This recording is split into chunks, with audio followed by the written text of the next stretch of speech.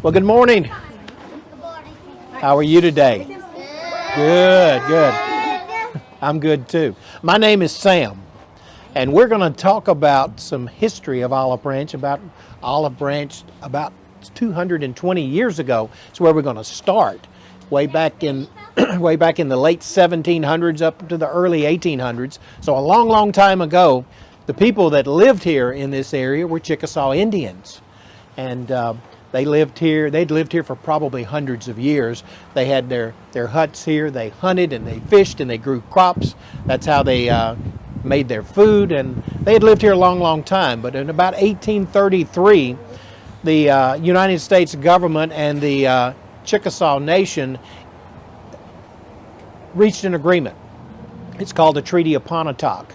And the Treaty of Pontotoc basically said that the Chickasaw Indians had to sell their land and had to move. So they moved, most of them moved to Oklahoma during that time period, and history calls that the Trail of Tears, because it was a sad time for the Chickasaw Indians. They didn't want to move, but they had to. They were leaving their homes just like we would be sad if we had to leave our homes and we didn't want to. Well, during that time, there were two gentlemen in northern Alabama, Milton Blocker and Stephen Flynn. They were brother-in-laws. They had married sisters, and they decided that they wanted to move to this area because they kept hearing about the land that would be available and the opportunities that would be available to them. So they decided to move here. They built flat-bottom boats, because the only way to get from Alabama to Mississippi in those days basically was by boat. There were no roads, no trails. So they put the boats in the Tennessee River, put all their supplies on the boats and their families, traveled up the Tennessee River to the Ohio River to the Mississippi River, and then down the Mississippi River to Memphis. And when they got to Memphis, they pulled the boats out of the water, and then they bought or built wagons and bought horses, put all the supplies on the wagons, and then came down to this area on what's known as the Pigeon Roost Trail, an Indian trail. And you walked on the Pigeon Roost Trail this morning when you walked down here on Pigeon Roost Road. That's the name of that road there. And that's the approximate location of the old Indian trail, the Pigeon Roost Trail. Another part of history, a school right behind you named Chickasaw Elementary is named after the Chickasaw Indians, who were the first inhabitants of this area. Well, when Milton Blocker and Stephen Flynn got here, in a couple of days they found the Indian chief that was in charge of the area that had land to sell. His name was Lush Puntubby. Now that's kind of a funny name, but that was an Indian name, was Lush Puntubby. So Lush Puntubby agreed to sell his land to Milton Blocker. Okay. All right. He sold the Indian chief sold the land to Milton Blocker and Stephen Flynn for $1,600. That was 1,200 acres for $1,600, $1.25 an acre back in those days. Now, we don't know what happened to the Indian chief after that. We don't know if he stayed in the area or if he actually moved to Oklahoma with the rest of the Chickasaw Indians. But we do know that Milton Blocker and Stephen Flynn became successful businessmen here in the area. They built a cotton gin and they grew cotton. They built a sawmill, and a sawmill takes trees and cuts them up into boards and lumber so that others could build houses in the area. And so they were very successful. About 10 years later, Milton Blocker needed to sell the annual cotton crop, and the cotton market was way down in New Orleans, Louisiana. So the only way to get there was by boat also. He went to Memphis, got on a riverboat, a steamboat, and started traveling down the Mississippi River, and there was an accident on the boat, an explosion, and Milton Blocker died in that explosion, and they brought him back and buried him in the cemetery behind your school.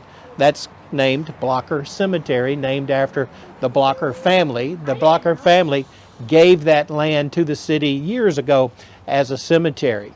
So Milton Blocker is there. In fact, we have Blocker Street here in Olive Branch. So we have several things named after the Blocker family, who were some of the first settlers in the area. So now we're going to move forward about 30 years when about 150 people lived in the area, and they decided that they wanted to be a town. They had been called Cowpen and been called Watson's Crossroad, And then the ladies got together and thought that neither one of those names sounded really good, so they came up with Olive Branch after the story in the Bible, Noah and the flood, and the dove sent out and come back with the olive branch or olive twig in the mouth. So we've been Olive Branch since the early 1870s. Now, because we were a town, we had to have a mayor. They had an election, and the first mayor of Olive Branch was named Ben Wesson. He was 21 years old when he was elected mayor, the youngest mayor ever elected in Olive Branch.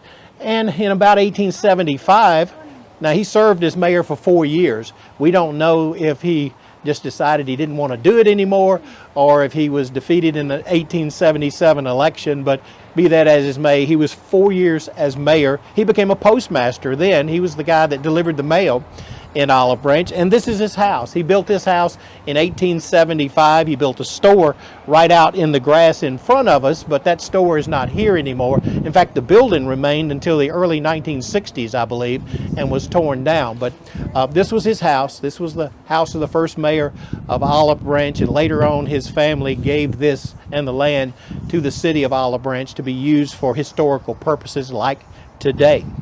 So our first mayor was Ben Wesson. Second mayor was J.J. Payne. We've had 22 mayors since 1873. I was the 21st mayor of Olive Branch, and I served for 16 years. And you talked to the 22nd mayor just a few minutes ago, Mayor Scott Phillips. He's not running for re-election this year, so we're going to elect the 23rd mayor come next month. On June the 8th, we have an election day, and we'll elect the 23rd mayor. But one thing I want to note, too, that Olive Branch typically keeps mayors a long time. Since 1960 to today, which is 61 years, we've had 4 mayors in Olive Branch. Anyway, so a lot of history here in Olive Branch. I hope you have learned a little bit about Olive Branch today. Now, the one story I forgot to tell, and this is the most important story. This is about Mayor Ben Wesson. After he'd become mayor and after he was the postmaster, he lived here. He and a neighbor, Mr. Moody, got into an argument over chickens in his yard. Mr. Moody's chickens got out and got in Ben Wesson's yard, and as some arguments go, it escalated, and Mr. Moody shot Ben Wesson. And Mayor Wesson was killed in that altercation. So that's the chicken story that you'll probably remember, and maybe not anything else. But anyway.